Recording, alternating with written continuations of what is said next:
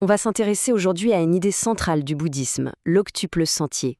Il faut voir ça comme une sorte de boussole, une carte conçue par le Bouddha lui-même pour nous aider à naviguer dans le labyrinthe de la vie, avec tous ses défis. C'est la question que tout le monde se pose, non? Face aux difficultés et aux épreuves, on se sent souvent complètement perdu. Et la réponse que propose le Bouddha, eh bien, ce n'est pas une destination, c'est un chemin à parcourir. Mais avant de tracer ce chemin, le Bouddha a d'abord identifié deux routes qui ne mènent nulle part. D'un côté, il y a la course effrénée au plaisir, qui ne donne qu'une satisfaction de courte durée. Et de l'autre, l'exact opposé, une discipline de fer, une austérité qui fait souffrir le corps, mais n'éclaire pas l'esprit. Il a vite compris que c'était deux impasses. Alors s'il faut éviter ces deux extrêmes, que reste-t-il? C'est ça, la fameuse voie du milieu. Mais attention, ce n'est pas un simple compromis entre les deux. C'est une approche complètement différente, une voie d'équilibre. Et cette voie du milieu, c'est précisément l'octuple sentier qu'on va découvrir ensemble.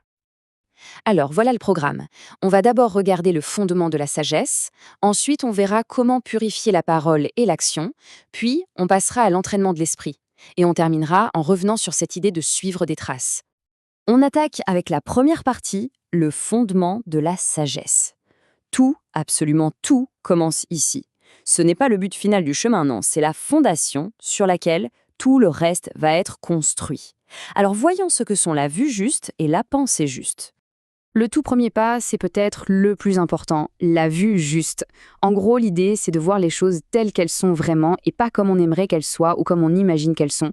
Ce n'est pas juste une opinion, c'est la carte du territoire qui va nous guider pour tout le reste du voyage. Et cette vue juste, elle a deux niveaux. Le premier, c'est une sorte de base éthique qu'on retrouve un peu partout, l'idée qu'il y a le bien et le mal, le principe de cause à effet, le karma. Mais le deuxième niveau, lui, va beaucoup plus loin et il est vraiment au cœur du bouddhisme. Il s'agit de comprendre comment la réalité elle-même fonctionne. Et voilà le concept clé de cette vue juste, l'origine interdépendante. Qu'est-ce que ça veut dire? Ça veut dire qu'absolument rien, ni un objet, ni une personne, ni une idée, n'existe tout seul, de manière isolée. Tout est le résultat d'un immense réseau de causes et de conditions qui sont toutes liées les unes aux autres. C'est une vision du monde où tout est relation. Pour que ce soit plus clair, prenons un exemple simple. Une école. C'est quoi une école? Ce n'est pas une chose qui existe par elle-même. Essayez d'enlever les élèves, puis les profs, puis les bâtiments, le programme scolaire. Que reste-t-il? Rien. Le concept d'école s'effondre. L'école n'existe qu'en raison de toutes ces parties qui interagissent. Eh bien, c'est pareil pour tout le reste.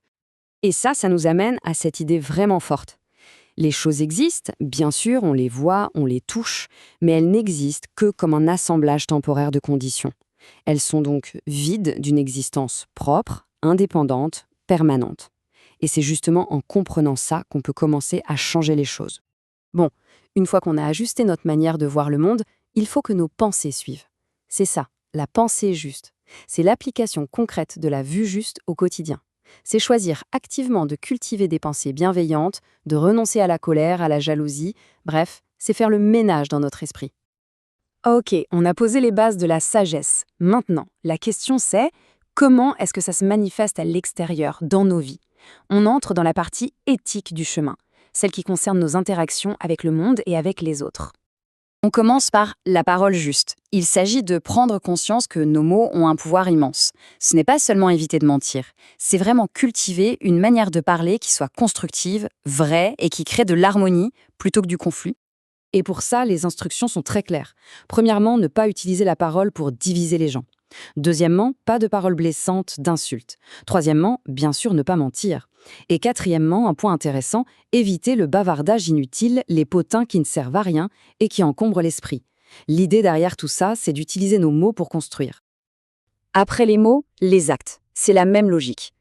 L'action juste, c'est l'application de ces mêmes principes éthiques à nos comportements physiques.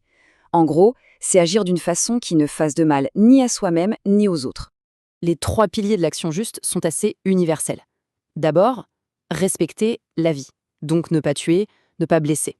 Ensuite, respecter les biens des autres, donc ne pas voler. Et enfin, respecter les engagements et les relations. Ce ne sont pas juste des règles à suivre bêtement, ce sont vraiment les fondations d'une société où il fait bon vivre.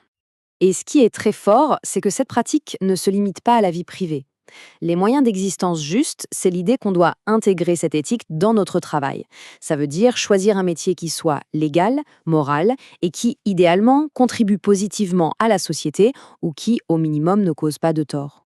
Bien, on a vu la sagesse et l'éthique.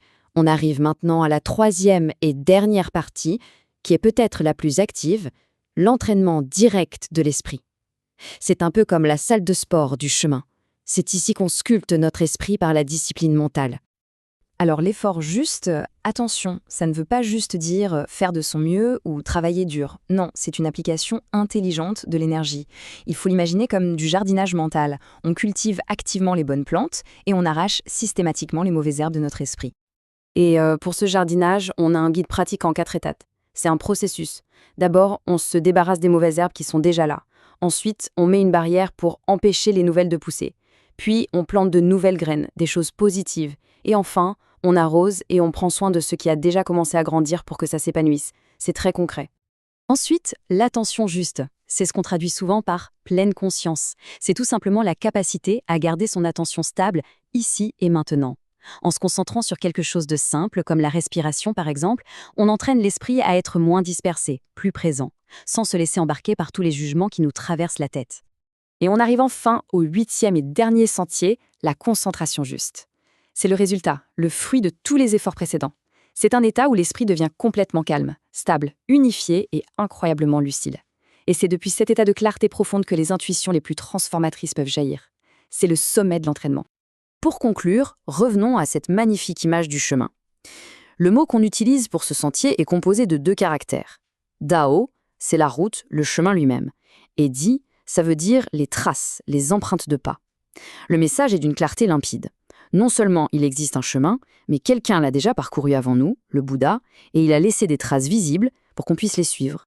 Donc, cet octuple sentier, ce n'est pas une doctrine à laquelle il faut croire aveuglément. C'est une invitation à un voyage personnel. La carte est là, les traces sont visibles. La seule question qui reste, c'est: est-on prêt à faire le premier pas ?